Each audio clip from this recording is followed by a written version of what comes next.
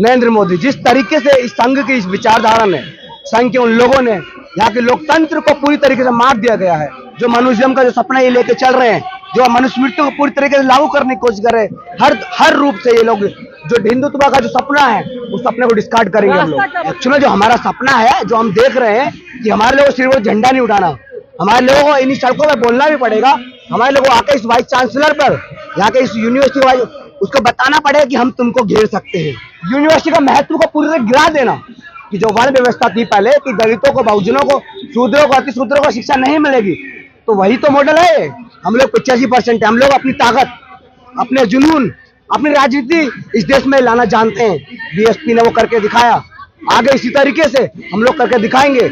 मत बोलो जब ये देश इस कांग्रेस की चपट में था, ये संघी सरकार उसको लगातार डुबो रही थी, बाबरी मस्जिद को गिराया जा रहा था, 2002 में मुसलमानों को मारा जा रहा था, इसलिए हम लोग हिंदू मुस्लिम करने वाले नहीं हैं। हम लोग एक प्यार की राजनीति करते हैं।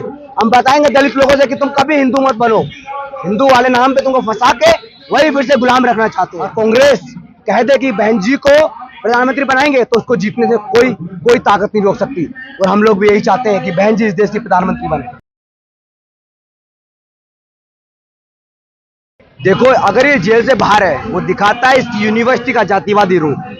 एक प्रिंसिपल पे जो पूरी जातिवाद की एक मिसाल इस यूनिवर्सिटी में पेश कर रहे हैं कि हाँ हम तो करेंगे, लोग उसका कुछ क्या हमको बिगाड़ना, वो साफ साफ इस तरह की चीजें दिखा रही है। उसका एटीट्यूड जो है, डॉक्टर रितु सिंह प्रोफेसर रही डीआरसी को, उनको इसमें से निकाल दिया गया। उनकी जाति की वो एक लोअर कास्ट जाति है, दलित महिला है, जब उनको एक जाति के नाम पर जिस तरीके से कैंपस से निकाला गया, उसके खिलाफ आज हम यहाँ पे हैं। और जिस व्यक्ति ने निकाला गया, जिस विचारधारा निकाला, उस विचारधारा के खिलाफ आज हम यहाँ पे हैं। सविता रॉय यहाँ की जो जो प्रिंसिपल है डीआरसी की, उस पर मुकदमा है, साफ साफ लिखा गया है इधर, ये मुकदमा है उस पर। तो क्यों 471 120 एससी और एसटी का एससी एट्रोसिटी एक्ट पर उस पर एफआईआर दर्ज है, तो क्यों उस पर चार्जशीट फाइल नहीं हो रही? क्यों उसको नहीं पकड़ा जा रहा अभी तक? इसका मतलब जो एससी एसटी एक्ट है, जो बड़े संघर्षों के बाद उसमें भीम आर्मी जो कर दिया, भीम आर्मी का बड़ा रोल रहा है उसको दोबारा लाने के लिए, उसका कुछ महत्व नहीं है यहाँ पर। उसको किस तरीके से एक डिमोलिश करके उसको बाहर कर रहे हैं। उस जो एक्ट है जो हमारी सेफ्टी और सिक्योरिटी को इंश्योर करती है, कहाँ वो एक्ट है? किस तरह का प्रजातंत्र ये चल रहा है? किस तरह की डेमोक्रेसी ये चल रही है? क्या यही डेमोक्रेसी है? लेकिन नरेंद्र मोदी तो कह रहे हैं कि जो खून में लोकतंत्र है, डेमोक्रेसी है। देखो, वो डेमोक्रेसी का हत्याकार है। कौन? नरेंद्र मोदी जिस तरीके से इस संघ की इस विचारधारा ने, संघ के उन लोगों ने यहाँ के लोकतंत्र को पूरी तरीके से मार दिया है। जिस तरीके से लगातार इस संविधान पर, उस पार्लियामेंट में जो लोग बैठे हैं वो लगातार अटैक कर रहे हैं। उस चीज को भी समझने की जरूरत है हम लोगों को, कि हम लोगों को जो बताया जा रहा है कि तुम्हारा संविधान सिक्योर है, तुम्हारा डेमोक्रेसी सिक्योर है, हमारे खून में डेमोक्रेसी है। एक्चुअली ये बात पूरी डिफरेंट है, ये पूरी अपोजिट बात बोलता है वो। हम लोग जब ग्राउंड पे जो लोग रह रहे हैं, हमको पता है कि चीजें क्या चल रही हैं, आखिर चीजें किन चीज को बढ़ावा दे रही हैं। जो मनुवाद का सपना, जो मनुष्यम का जो सपना ये लेके चल रहे हैं, जो मनुस्मृति को पूरी तरीके से लागू करने की कोशिश कर रहे हैं, हर रूप से ये लोग जो हिंदुत्व का जो सपना है उस सपने को डिस्कार्ड करेंगे हम लोग। रास्ता क्या बचा है? रास्ता क्या है इसका? अब इससे निकला जाए? ये सही क्वेश्चन था। हम ऑल्टरनेटिव की बात करते हैं, हम रास्ते की बात करते हैं कि हम लोग रास्ता देंगे। रास्ता एक समाजवादी, एक समतामूलक समाज का सपना, कि तुम आओ, आंदोलन करो, हमारे साथ इस नीले झंडे के नीचे यूनाइट हो। इस देश को अगर कोई बचा सकता है, वो सिर्फ और सिर्फ एक इंडिपेंडेंट अम्बेडकर राजनीति है। मैं बार बार हर मीडिया चैनल से बोलता हूँ, लगातार मेरे इंटरव्यूज में ये देखने मिल सकता है कि हम लोग कहते हैं कि अम्बेडकरवादी राजनीति ही इस देश को बचा सकती है। लेकिन पंडित राहुल गांधी को कहा जा रहा है कि प्रधानमंत्री पद का दावेदार बना दिया जाए। यही तो कि एक कांग्रेस को हम फिर से लेकर आएंगे। पंडित राहुल गांधी एग्जैक्टली देखिएगा इस पंडित राहुल गांधी को, और मैं ठीक है चलो राहुल गांधी मान लेते हैं हम, लेकिन ये था कांग्रेस के जो इंडिया अलायंस हुआ है, जो विपक्ष का इंडिया अलायंस हुआ, क्या उसमें एक भी बहुजन संगठन है? बताइए एक भी हो तो मुझे। जो हमारे दो मुख्य रूप से संगठन हम जिस तरीके से अपने उसको मानते हैं, बहुजन समाज पार्टी और आजाद समाज पार्टी, भीम आर्मी, क्या दोनों संगठन है उसमें? तो तुम किसकी लोगों की बात कर रहे हो? तुम किन लोगों को इस देश की उस विपक्ष में लाना चाहते हो? हमको सब पता है। इधर भी वही है, उधर भी वही है, मीडिया में भी वही, हर जगह तो वही लोग हैं, लेफ्ट में राइट में हर जगह वही। एक्चुअली जो हमारा सपना है, जो हम देख रहे हैं कि हमारे लोगों को सिर्फ वो झंडा नहीं उठाना, हमारे लोगों को इन सड़कों में बोलना भी पड़ेगा। हमारे लोगों को आके इस वाइस चांसलर पर, यहाँ के इस यूनिवर्सिटी वाइस, उसको बताना पड़ेगा कि हम तुमको घेर सकते हैं, तो हमसे सावधान रहिए। हम बताएंगे, यार भीम आर्मी छात्र संघ बता रहा है कि हमसे सावधान हो जाओ, हम तुम्हारे लिए बहुत भयंकर साबित हो सकते हैं, इस विचारधारा के लिए सबसे ज्यादा भयंकर साबित हो सकते हैं। अगर ये सविता रॉय अगर SC ST होती, OBC होती, तो अब तक क्या हो गया होगा?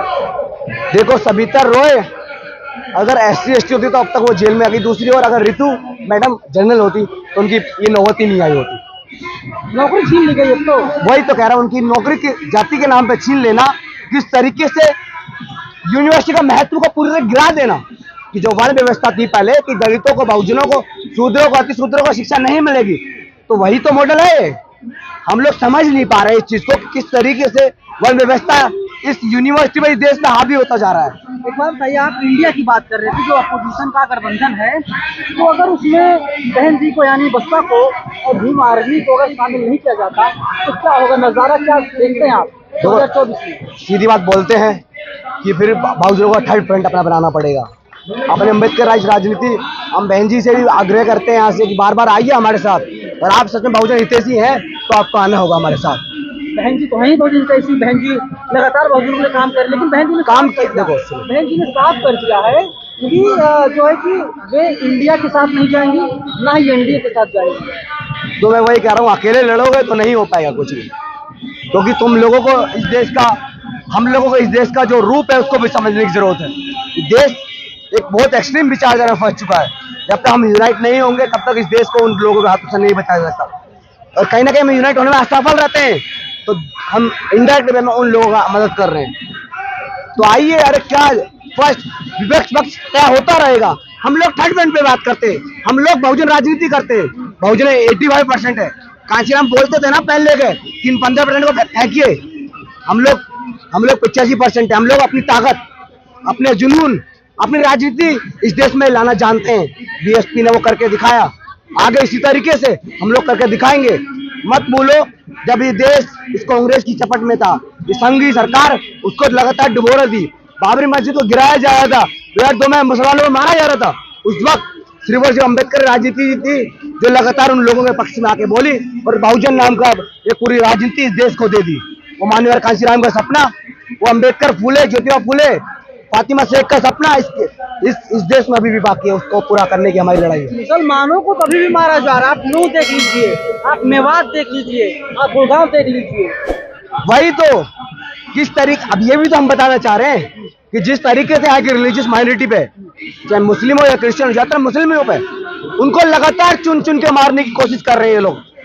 हम तभी हम बहुजन को समझते हैं कि बहुजन आओ, बहुजन में मुस्लिम, दलित, SC ST OBC और तमाम इस तरह के दबे कुछ लोग आते हैं जिनको दबाया जा रहा है। तो हम कहते हैं बहुजनों आओ, लड़ो इन लोगों से, कि हम लोग हिंदू मुस्लिम करने वाले नहीं हैं, हम लोग एक प्यार की राजनीति करते हैं। हम बताएंगे दलित लोगों से कि तुम कभी हिंदू मत बनो, हिंदू वाले नाम पे तुमको फंसा के वही फिर से गुलाम रखना चाहते हैं।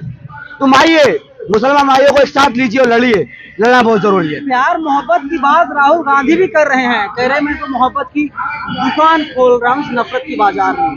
देखो, हमें राहुल गांधी से इससे कोई दिक्कत नहीं है, लेकिन कांग्रेस से तो है दिक्कत हमको। ये सबसे बड़ा RSS को पालने वाला कांग्रेस ही है, जो आज इस देश का हाल है उसका कहीं ना कहीं कांग्रेस जिम्मेदार है। 2002 में जब मोदी को 2002 के गोधरा कांड में 50 क्लीन चिट देने वाली कांग्रेस सरकार ही है, तो किसको इसका जिम्मेदार ठहराए? ये बताइए, इनको किसने पाला? जब वल्लभ भाई पटेल ने उसको बैन लगाया, उसको दोबारा रीबैन किसने हटाया? उसको बैन हटाया किसने? कांग्रेस नहीं ना। हम पूछते हैं इस कांग्रेस से भी कि तुम लोग, जो तुम्हारी राजनीति थी वो खराब हो चुकी है, पूरी तरीके से करप्ट हो चुकी है। अच्छा, कैसे देखते हैं आप? देखो, एक बार देखिए, कांग्रेस फिर से दलितों का सहारा लिया गया, मल्लिका खड़गे जी को उनका राष्ट्रीय अध्यक्ष बना दिया। तो ये जानते हैं कि इनको बने रहना है तो हम लोगों को साथ लेना ही पड़ेगा। हम लोगों के बिना इस देश की कोई राजनीति नहीं चलने वाली, इसलिए बोल रहे आओ, हम लोग एक साथ आते हैं, अलग आते हैं, अपनी राजनीति खुद करते हैं। लेकिन एक सवाल है कि कहा जाता है कि जो दिल्ली का रास्ता है उत्तर प्रदेश से होकर ही जाता है। विधानसभा चुनाव में जब कांग्रेस पार्टी को हार मिली तो इसके बाद में यूपी कांग्रेस के प्रदेश अध्यक्ष को चेंज कर दिया गया, बनाया गया बृजलाल खाबरी को। खाबरी के नेतृत्व में एक भी चुनाव को नहीं लड़ा गया। उत्तर प्रदेश में 80 लोकसभा सीटें हैं और अब अजय राय को वहां से प्रदेश अध्यक्ष बना दिया गया है। ये देखिए, देखो मैं यूपी से आता हूँ, मैं बेस्ट यूपी मुरादाबाद का हूँ, तो हमको समझने की जरूरत है कि यूपी की राजनीति क्यों जरूरत होती है। यूपी में अभी भी हम बोलेंगे ना, अगर ठीक से राजनीति करेंगे, अगर बीएसपी 2014 के बाद इतनी खामोश ना हुई होती तो बीएसपी को आज भी बहन जी को प्रधानमंत्री बनने से कोई ताकत नहीं रोक सकती है। तो कहीं ना कहीं हम कांग्रेस को जिम्मेदार भी ठहराएंगे, लेकिन अपनी गलती को एक्सेप्ट करेंगे। हम लोग समतामूलक राजनीति करते तो हमको मानना पड़ेगा। आप लोग चाहते हैं 2024 में मायावती देश की अगली प्रधानमंत्री बने? एकदम, मैं खुल के बोल रहा, मैं भीम आर्मी के होने के बावजूद भी खुल के बोलता हूँ इस चीज को। रिपीट कर दीजिए। मैं कह रहा हूँ भीम आर्मी स्टूडेंट फेडरेशन का अध्यक्ष, एक जिम्मेदार अपने नेतृत्व के बावजूद मैं एक ओपनली बोलता हूँ कि इस देश में और कांग्रेस कह दे कि बहन जी को प्रधानमंत्री बनाएंगे तो उसको जीतने से कोई ताकत नहीं रोक सकती। और हम लोग भी यही चाहते हैं कि बहन जी इस देश की प्रधानमंत्री बने और भाई चंद्रशेखर आजाद साहब उनके साथ आए, उनसे अपना गठबंधन अलायंस, तुम जितना भी तुम्हारा बनता है उतना करिए, कुछ जरूर नहीं है तुम एकदम पूरा नेगोशिएशन करोगे, नहीं।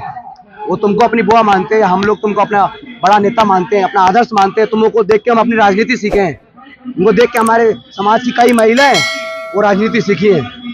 तो उस राजनीति को जिनको अपने प्रेरणा मानते हैं उनसे थोड़ा निवेदन भी करते हैं कि इमोशनली भी है, पॉलिटिकली भी है, हर तरीके से उनको हम सपोर्ट करना चाहते हैं। लेकिन जिस तरीके की उनकी राजनीति है फिलहाल उनको सपोर्ट करने की इजाजत नहीं देती।